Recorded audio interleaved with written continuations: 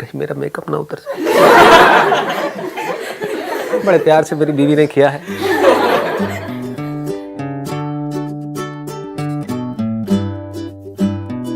Question कि how to maintain the emotional stability, that is a big issue. मतलब emotions में जो उथल पुथल होते रहते हैं उसको हम कैसे स्टेबल रखें। सो ओवर थिंकिंग, लाइक कुछ भी चीज़ हो उसके बारे में हम सोचते रहते हैं, मतलब उस टाइम वो काम छोड़ के दूसरे काम की तरफ कैसे जाए। Good question. मतलब कि over thinking, the problem of over thinking, कि हम सोचते बहुत ज़्यादा हैं, करते बहुत कम है। तो ऐसा कैसे हो कि हम उतना ही सोचें जितना हमको करना है, ना उससे ज़्यादा ना उससे कम। सर मैं एक चीज़ जानना चाहता हूँ, आपने हमेशा कहा कि अपनी इंटरनल वॉइस को सुनो, इंटरनल वॉइस को सुनो, बट सर हमारा इंटरेस्ट है वो चेंज होता रहता है। Sir how to stay on that कि मतलब हम एक पे फोकस कर सकें। जस्ट हमने 2 दिन फोकस किया, 3 दिन फोकस किया, प्रॉब्लम आई, हमने उसे छोड़ दिया। ठीक है, मतलब आप ये कह रहे हो कि मैं कहता हूँ कि अपने अंदर की आवाज़ को सुनो, लेकिन हमारे अंदर की आवाज़ रोज़ बदलती रहती है ना। रोज़ कोई नया आइडिया आ जाता है, फिर जो पुराना है वो पीछे चला जाता है, फिर वहाँ पर कोई प्रॉब्लम आती है, फिर वहाँ से ध्यान हट जाता है, फिर कोई नया आइडिया हमको अट्रैक्ट कर लेता है। मतलब हम किसी भी एक चीज़ में एक्सीलेंस को अचीव नहीं कर पाते। That is what you are asking, right? The same is my question. हाँ, कि हम उसके एंड तक नहीं जा पाते। एंड तक जाने का मतलब है उसमें सक्सेसफुल नहीं हो पाते। जैसे हमारी अपब्रिंगिंग होती है तो वैसे ही हमारी थिंकिंग बन जाती है, तो वो चेंज नहीं हो पाती। जैसे हमारी पेरेंट्स की थिंकिंग जैसी होती है वो हम चेंज नहीं कर पाते। जैसे उनकी एक ही बात है कि यही रास्ता है और ऐसी सक्सेस मिलेगी, तो वो ना चेंज होना चाहते हैं और वो हमारी ऐसे करते हैं कि हम भी चेंज नहीं कर पाते उनकी वजह से। तो हमारी थिंकिंग एक ही रास्ते पे चलती है कि अब यही चीज़ है और ऐसे ही होगा, तो एक पर्टिकुलर माइंडसेट बन जाता है हमारा, तो वो चेंज नहीं हो पाता है। आप क्वेश्चन ये पूछ रहे हो कि किस तरह से हम अपनी थिंकिंग को उससे अलग करें, क्योंकि उस थिंकिंग का हमको कुछ बेनिफिट नज़र नहीं आ रहा है। क्योंकि हम उनकी लाइफ को ध्यान से अगर ऑब्जर्व करेंगे तो हमको उनकी लाइफ में कुछ बहुत मज़ेदार नहीं नज़र आ रहा है। तो अब हम इससे ये आइडिया लगा सकते हैं कि अगर हमारी थिंकिंग भी वैसी ही रही जैसी उनकी थी या उनकी है, तो हमारे साथ भी वही होने वाला है जो उनके साथ हुआ है या हो रहा है। तो क्या हम चाहते हैं हमारी लाइफ बिल्कुल वैसी हो जैसी आपकी पेरेंट्स की है? हाँ, तो ये पहला स्टेप है। द मोमेंट यू से नो, तो अब यहां से आपकी थिंकिंग बदलने लग जाती है। अदरवाइज आपके जो डिसीजंस होंगे वो फियर के ऊपर होंगे। नहीं तो आप क्या कहोगे कि नहीं, घर वाले जो कह रहे हैं वो कर लो। पहले आपको ये पूछना, हाँ ठीक है कर तो लो, वो तो एक सेफ एंड सिक्योर ऑप्शन है कि जो वो कह रहे हैं चुपचाप करते चले जाओ। लेकिन उससे होगा क्या? उससे मान लो आपको एक ऐसी लाइफ मिल जाएगी जैसी आपके पेरेंट्स की है, तो क्या आपको वैसी लाइफ चाहिए? अगर चाहिए तो कोई प्रॉब्लम नहीं है। I am not judging somebody. हो सकता है आप कहो हाँ ठीक है मुझे ऐसी ही लाइफ चाहिए, देयर इज नो प्रॉब्लम। फिर ये क्वेश्चन इररिलेवेंट हो जाता है वहां पर। बट द मोमेंट यू से नहीं मुझे ऐसी लाइफ तो बिल्कुल नहीं चाहिए, नहीं चाहिए, है ना, ऐसी नहीं चाहिए कि मैं थकना नहीं है जिंदगी में, कि एज चाहे कितनी भी हो जाए, डरना नहीं है जिंदगी में, रिस्क लेने से नहीं डरना है, फेलियर से नहीं डरना है। अगर हमें ऐसा बनना है तो इसका मतलब हमारी थिंकिंग उनसे बिल्कुल अलग होनी चाहिए।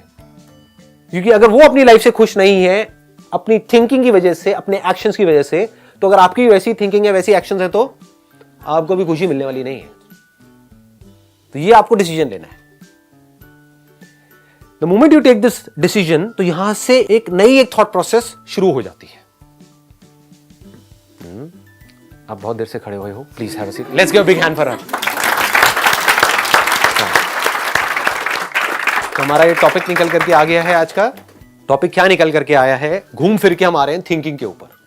चाहे ओवर थिंकिंग हो, चाहे इमोशनल स्टेबिलिटी हो, चाहे अपनी थिंकिंग को चेंज करना हो। इसी के साथ में क्या जुड़ा हुआ है जो आपने पूछा था कि अपना जो इंटरेस्ट है हम उस पर पूरी तरह से स्टिक कैसे रहें। तो क्या ये पॉसिबल है कि हमारे अंदर किसी भी तरह का कोई कॉन्फ्लिक्ट ना हो? ये क्वेश्चन है। समझ गए ना? अगर इन चारों क्वेश्चंस को जोड़ दिया जाए क्या निकल करके आ रहा है कि हमारे अंदर किसी तरह का कोई कॉन्फ्लिक्ट ना हो, हमारे अंदर किसी तरह का कोई कंफ्यूजन ना हो, हमारे अंदर किसी तरह का कोई डर ना हो। पॉसिबल है या नहीं है? नहीं है? It starts from this, you know? ये आपको अपने आप से पूछना है।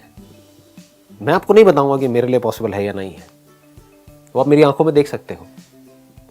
बाहर से आपको बहुत कुछ मिल जाए लेकिन अंदर कंफ्यूजन ही कंफ्यूजन हो, डर ही डर हो, अनलिमिटेड डिजायर्स हो। यही तो प्रॉब्लम है ना? अनलिमिटेड डिजायर्स, जिसकी वजह से रोज हमारा इंटरेस्ट चेंज हो रहा है। इन सब बातों को ध्यान से सुनना जो मैं बोल रहा हूं, और अपने अंदर देखते चले जाना। This is real learning. Books पढ़ना नहीं, मेरी बातों को सुन करके अपने अंदर फीड करना नहीं। आप लोगों के माइंड में कई बार आता होगा कि क्या कोई ऐसा तरीका है कि मेरी बातें जब आपको जरूरत पड़ती है तो वो बातें याद रहें। आता है कभी किसी के माइंड में कि जब सुनते हैं तब तो सब कुछ बड़ा सही हो जाता है, लेकिन कुछ दिन बाद जब वापस से अपनी लाइफ में जाते हैं, जब उस सिचुएशन में जाकर के हम फंसते हैं तो सब भूल जाते हैं। तो याद रखना सोल्यूशन नहीं है। सोल्यूशन क्या है?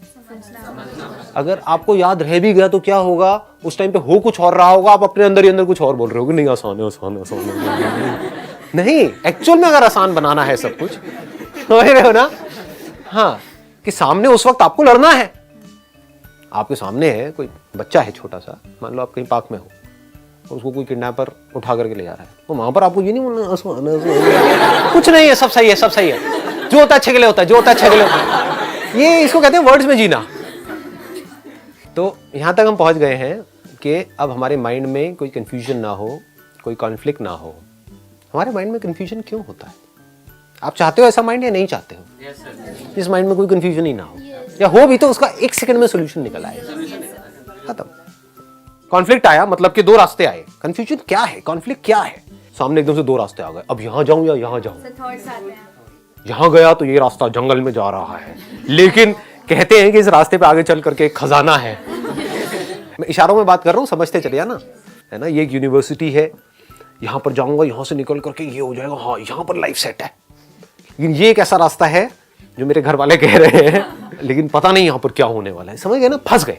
अब यहां पर आप फंसे हुए, तो ये क्या है? कंफ्यूजन ही है ना चारों तरफ। इसका सोल्यूशन क्या है? बताओ जी, लगाओ दिमाग। और ये मुझे लगता है कि अगर हम कंफ्यूज हैं ऐसे दो रास्तों पे, तो अगर हमारा मन है कि ठीक है ये रास्ता बिल्कुल परफेक्ट है हमारे लिए, तो हमें चले जाना चाहिए। और अगर हम फिर भी कंफ्यूज है तो हमें अपने पेरेंट्स से कंसल्ट करना चाहिए या किसी भी टीचर से, और वो जो भी कहें वो कर लेना चाहिए उस टाइम पे। जो प्रॉब्लम है पहले हम उसको ध्यान से समझ लेते हैं। प्रॉब्लम क्या है कि आपकी एक थिंकिंग है, एक लाइन ऑफ थिंकिंग है, एक माइंडसेट है। वो माइंडसेट कैसे बना? जैसी आपकी अपब्रिंगिंग है, जैसी आपकी कंडीशनिंग हुई है, ये कंडीशनिंग किसने करी? पेरेंट्स ने करी, और सोसाइटी ने करी, एजुकेशन सिस्टम ने करी, सबने मिल करके करी। तो सबने मिल करके जो आपकी कंडीशनिंग करी है, जो एक माइंडसेट आपका बना है, उस माइंडसेट की वजह से जो भी लोग उस माइंडसेट में चल रहे हैं, चाहे कोई थोड़ा सा आगे है चाहे पीछे है, मैं उसकी बात ही नहीं कर रहा यहां पर, क्या वो अपनी लाइफ से खुश हैं? कोई भी बंदा चाहे जॉब कर रहा है चाहे बिजनेस कर रहा है, लेकिन माइंडसेट ऊपर ऊपर से तो अलग अलग लग रहा है देखने में, बट फंडामेंटली सबका एक जैसा होता है। अनलिमिटेड डिजायर्स होते हैं और अनलिमिटेड फियर्स होते हैं, बस उसके बेस पे एक्शन चल रहा होता है। काम करने के लिए कोई काम नहीं कर रहा होता है। समझ पा रहे हो? ये करके मुझे ये मिलने वाला है, बस सारा ध्यान वहां पर होता है। तो जो भी इस तरीके से चल रहा है वो दुखी है। तो क्या आपको ऐसा बनना है? ये अपने आप से पूछो कि अगर मैं भी उसी तरीके से चला जिस तरह से सब मुझे कह रहे हैं चलने के लिए, या जिस तरह से मैं सोच रहा हूं कि हाँ ये चलना मेरे लिए सही है, तो फिर आप चाहे कुछ ज्यादा अचीव करते हो चाहे कम करते हो, उसमें कोई फर्क नहीं पड़ने वाला है। ज्यादा अभी आपको ज्यादा लग रहा है क्योंकि अभी आपके पास में कम है। जब आपके पास ज्यादा होगा तो जब उनको देखोगे जिनके पास आपसे बहुत ज्यादा है, तब भी आपको अपना वो कमी लग रहा होगा। ज्यादा कम पड़ जाता है एंड में, कितना भी ज्यादा हो जाए। तो आप खुश कैसे होगे इस रास्ते पे चल करके? कभी खुश हो सकते हो ही नहीं सकते। और इस रास्ते पे चल करके जैसे जैसे आप आगे बढ़ोगे आप फंसते ही चले जाते हो। इसलिए हम समझ नहीं पाते हमको अपनी लाइफ को डायरेक्शन क्या देनी है, इसलिए हम कंफ्यूज रहते हैं, इसलिए हम एक काम पे टिक नहीं पाते हैं, इसलिए ओवर थिंकिंग हमारे अंदर चलती रहती है, क्योंकि ये असली काम हम कभी नहीं करते हैं। ये रूट है आपकी पूरी की पूरी थिंकिंग की। आपकी जो थिंकिंग है उसकी जड़ क्या है, पहले आपको ये क्लियर होना चाहिए कि मुझे क्या करना है और मुझे क्या नहीं करना है। अगर ये दोनों चीजें आपको बिल्कुल क्लियर हो जाए तो कोई कंफ्यूजन है? बिल्कुल मतलब बिल्कुल क्लियर, 99% नहीं 100% क्लियर, तो कोई कंफ्यूजन है? अब ये क्लियर कैसे होगा? आप समझ पा रहे हो ना, मैं प्रॉब्लम की जड़ में जा रहा हूं। जब तक आपको ये नहीं पता कि मुझे क्या करना है, आपको ये भी नहीं पता कि मुझे क्या करना है, आपको ये भी नहीं पता कि मुझे क्या नहीं करना है ना कब बोलना है, no I will not do it, do you have the courage to say that? इसका मतलब आपको क्लियर नहीं है। डिसीजन तो आप ले लोगे, लेकिन क्लैरिटी के साथ नहीं लोगे, कॉन्फिडेंस के साथ नहीं लोगे, बस ले लोगे डिसीजन। चल यार कुछ समझ नहीं आ रहा, ये है, ये यही कर लेता हूं, इन पिन सेफ्टी पिन टॉस करके देख लेते होते हैं ऐसे डिसीजंस होते हैं या नहीं होते हैं? किसी को भी पता है क्लियर कि मुझे क्या करना है क्या नहीं करना है? नहीं पता है. It should be absolutely clear. कैसे होगा? ऐसे सोचने की हमारी आदत नहीं है क्योंकि ऐसा बनाया नहीं गया हमको. समझ रहे हो? तो आई एम श्योर आप में से कुछ लोगों को अनकंफर्टेबल भी लग रहा होगा क्योंकि कैसा बनाया गया है, बस जो पढ़ाया जा रहा है ना यहाँ पर जो बोर्ड पे लिखा हुआ है बस वहीं तक सोचना है, उसके आगे नहीं. जो डेफिनेशन लिखी हुई है बस यही सही है. इसमें अगर तूने ये भी एक वर्ड भी चेंज किया तो समझ जा तेरे नंबर कम हो जाएंगे. इससे सॉल्यूशन नहीं निकलने वाला. तो कैसे क्लियर होगा? सबसे पहला स्टेप है आपको ये क्लियर होना चाहिए कि मुझे क्या नहीं करना है. Once you are clear about it then आपके लिए लाइफ बड़ी सॉर्ट आउट हो जाती है, बड़ी सिंपल हो जाती है. डिसीजंस लेना बड़ा आसान हो जाता है. क्या नहीं करना है, मैं यहाँ पर मॉरल साइंस की बात नहीं कर रहा हूँ, वो आप सब लोगों को पता है तो मैं उसमें नहीं घुस रहा हूँ कि शराब दारू सिगरेट ये वो, मैं उसकी बात नहीं कर रहा हूँ. क्या नहीं करना है मतलब कि किस रास्ते पर नहीं चलना है. रास्ते हैं क्या? एक है सरफेस लेवल पे अलग अलग रास्ते, एक है फंडामेंटली. अगर रास्ता देखा जाए तो दो तरीके से दुनिया एक्ट करती है कि अपने डिजायर्स के हिसाब से चलो और अपने फियर्स के हिसाब से एक्ट करते चले जाओ. Action based upon your desires and fears. आपके अंदर ये डिजायर्स आए कहां से? आपको लग रहा है मैंने खुद बनाए हैं. खुद कहां बनाए हैं? बन जाते हैं डिजायर्स तो. किसी को कुछ करते हुए देखते हैं, हमारा भी मन करने लग जाता है करने का. किसी चीज के बारे में हमको पता लगता है तो अभी तक माइंड एक जगह पर चल रहा था लेकिन अब हम डिस्ट्रैक्ट हो जाते हैं. डिस्ट्रैक्ट किसकी वजह से हो रहे हो? आपका डिजायर है एक काम को करने का, अब एक नया डिजायर आ गया तो क्या डिजायर ही आपकी प्रॉब्लम नहीं है? इन चीजों को हम देख क्यों नहीं पाते हैं? सोचो अगर आज आपके अंदर से डिजायर पूरी तरह से निकल जाए तो क्या होगा?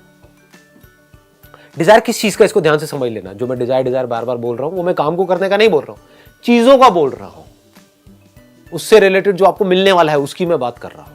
सोचो वो पूरी तरह से निकल जाए. आप ये कहो कि मैं कहीं पर ऐसी जगह पर भी जा करके रह सकता हूं जहां पर बहुत ही लिमिटेड रिसोर्सेज है लेकिन फिर भी वहां पर मैं खुश रह सकता हूं, तो क्या होगा?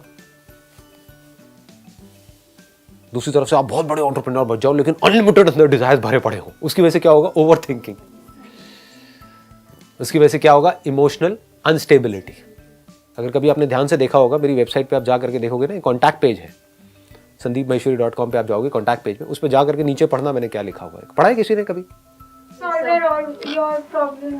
नहीं, वो तो है, वो तो आप लोगों के लिए लिखा है. नीचे जो लोग मुझे कॉन्टैक्ट करना चाहते हैं मेरे या अपने फायदे के लिए, उनके लिए मैंने एक मैसेज लिखा हुआ है वहां पर. खोलो अपना मोबाइल, खोलो, पढ़ो.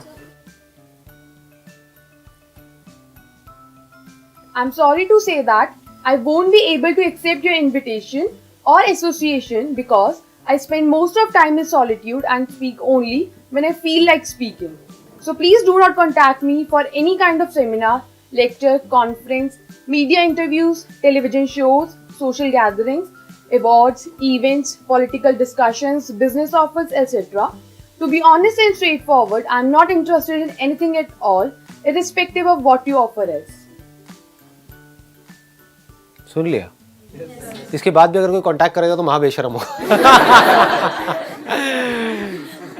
क्या आपका ये कर देंगे वो कर देंगे, चाहिए नहीं. Not interested. देखो कितना अच्छा है ना नो वर्ड. नो वर्ड बड़ा कमाल का है. ये अगर आपकी लाइफ में नहीं है तो क्लैरिटी नहीं आ सकती जी. अब मैं ये नहीं कह रहा आपको भी यही करना है. I am not interested in any kind of job offer what ever it is. I will be jobless. मतलब कब करना है और कब रुकना है, ये दोनों चीजें हमको पता होनी चाहिए. कब जागना है और कब सोना है. कहां जागना है कहां सोना है पता नहीं है दुनिया को. ये अगर पता हो तो माइंड कितना क्लियर हो जाता है. मैंने आपको अभी क्या कहा था, माइंड में क्लैरिटी कैसे आती है कि मुझे क्या करना है और क्या नहीं करना है. क्या इसको सुन करके आपको क्लियर हुआ कि मुझे क्या नहीं करना है? बताओ क्या नहीं करना है. Saying no to award shows. हाँ, लेकिन सिर्फ अवार्ड शोज नहीं था वहां पे सब कुछ है. अगर सिंपल वे में बोलूं तो मुझे कुछ नहीं करना. समझ आई ये बात? Is it a small statement और अ ह्यूज स्टेटमेंट? इसका मतलब समझ पा रहे हो, इसकी डेप्थ देख पा रहे हो आप? मैंने क्या कह दिया आपको? आप चाहे कुछ भी हो, irrespective of what your offer is, भाड़ में जाओ। आप चाहे मेरे से टाइप कर रहे हो पोलाइटली हाथ जोड़ करके कि आप प्लीज भाड़ में जाइए।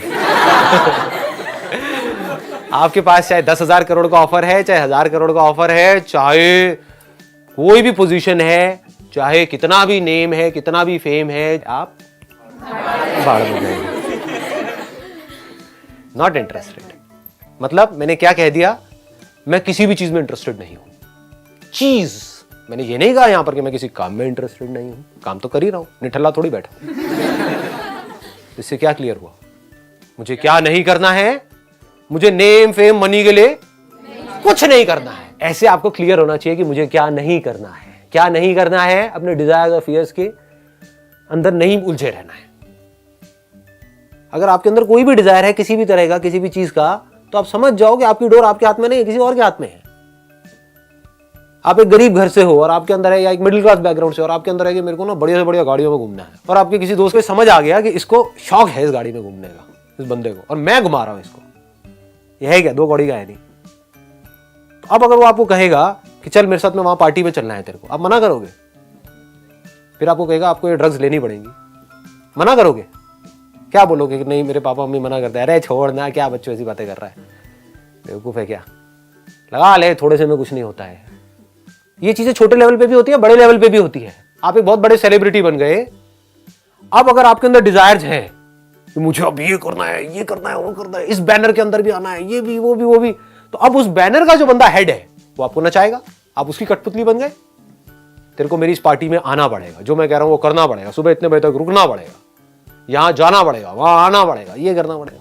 क्या हो, गुलाम बन गए। You'll be a slave। आप किसके गुलाम हो? आपको लग रहा है आप उसके हो, नहीं, आप अपने ही डिजायर्स के गुलाम हो। पहले मेरे पास में बाइक थी, अब मेरे पास में छोटी गाड़ी आ गई, बस अब एक बड़ी गाड़ी और लेनी है ना, बस यहां पर इतना इतना और हो जाए, तो उसके लिए मुझे एक प्रमोशन और चाहिए, और अगर मुझे इस जॉब से निकाल दिया तो क्या होगा? यही जी रहे हो, पूरी दुनिया ऐसे ही जी रही है, खच्चरों की तरह। खच्चर का मतलब क्या है? खच्चर का मतलब वो नहीं है जो गरीब है। ऐसे बहुत लोग हैं जिनको मैं जानता हूं, जिनकी मैं बहुत रिस्पेक्ट करता हूं, जो जिनके पास में कुछ भी नहीं है, आप कह सकते हो फकीर है, उनके पास में घंटों बैठा रह सकता हूं, मजा आता है बैठना। और दूसरी तरफ से ऐसे हैं जो करोड़पति हैं, अरबपति हैं, मिलता हूं तो कुछ नहीं है, खोखले हैं अंदर से। आपके सो कॉल्ड बिलियनियर्स बाहर से अपना एक ऐसा फेस दिखाते हैं पूरी दुनिया को कि अपनी ऐसी इमेज बना करके रखते हैं। ये बनना है तो ऐसे बनो, आपकी कोई इमेज ही नहीं है। फकीर का कोई क्या उखाड़ेगा, जो ऑलरेडी जमीन पे है उसको कोई क्या गिराएगा। चढ़ो ही मत अपने माइंड में। माइंड में चढ़ने का मतलब क्या है? Unlimited desires. तो माइंड में चढ़े हुए हो, अब बंधे हुए हो अपने डिजायर्स और फियर्स से। इससे ऊपर उठना है। अब आता है दूसरा क्वेश्चन कि क्या करना है। उस काम पे फोकस करना है, वो काम करना है what I love doing. Then the driving force in your life will not be desire and fear, it's going to be love. आपने प्यार के बारे में पढ़ा बहुत कुछ होगा, बट प्यार को फील किया है? जैसे कुछ मूवमेंट्स होंगे आपकी लाइफ में अपनी माँ के साथ में। माँ का और एक बच्चे का रिलेशन होता ही ऐसा है। फील किया है, उसको प्यार बोलते हैं। क्या जो आप काम कर रहे हो अपनी लाइफ में उसमें आपको इतना प्यार है जितना आपको अपनी माँ से है? अब आप कहोगे ये काम मेरे को मिलेगा कैसे? अरे क्यों नहीं मिलेगा? The moment you are absolutely clear कि मुझे क्या नहीं करना है, मुझे खच्चरों की रेस में शामिल नहीं होना है, तो अब आपको सिर्फ ये फिगर आउट करना है कि what is it that I love doing, जो मुझे अभी नहीं पता क्या है बट मुझे फिगर आउट करना है। यही तो खेल का मजा है। अगर आपको बिल्कुल क्लियर हो तो फिर तो स्ट्रक्चर हो गया ना। फिर उसमें खेल क्या है, फिर डिस्कवरी क्या है। और जहां पर डिस्कवरी नहीं है, जहां पर कुछ अनसर्टेनिटी नहीं है, वो खेल नहीं है। आपको पहले ही पता है कि मतलब एक मैच हो चुका है, उसको बार बार देखे जा रहे हो प्ले करके, मजा आएगा। मूवी बन गई है, उसको बार बार देखे जा रहे हो, ये पहली बार देखने में मजा है। तो पहली बार मूवी को देखने का मतलब क्या है? सस्पेंस है। अब what you need from me is a guarantee कि मुझे कोई ऐसा तरीका बता दो कि मुझे अभी समझ आ जाए कि मुझे क्या करना है और मेरा माइंड वहां से हिले ही ना और मैं बस वही करूं और मैं सक्सेसफुल हो जाऊं, मेरे माइंड में और कोई थॉट्स ही ना आए। ऐसा नहीं होता है। हाँ, ख्याली दुनिया से बाहर आ जाओ, मुझे पता है आप लोगों के माइंड में क्या चल रहा है। ऐसा नहीं होता है। फिर वो खेल नहीं है, कोई रास्ता नहीं है, कोई पैटर्न नहीं है, कोई मैप नहीं है। इसीलिए मजा है, एक थ्रिल है लाइफ कि आपका क्या इंटरेस्ट है, क्या पैशन है, what is it that you love doing. आपको नहीं पता है, मुझे भी नहीं पता है, आपके घर वालों को भी नहीं पता है, फिगर आउट करना है। I need to find out. If you reach a particular place जहां पर आपको जो पैशन है, the deepest passion of your life is your profession, तो क्या होगा, धीरे धीरे उसमें आपको सक्सेस मिलनी ही मिलनी है। तो आपके पास इतना पैसा आ जाएगा कि अब आपको पैसे की टेंशन नहीं है। फिर उस पैसे को आप यूज करोगे अपने पैशन को और पैशनेटली करने के लिए, क्योंकि चीजों के तो डिजायर है ही नहीं, फियर पूरी तरह से निकल चुका है।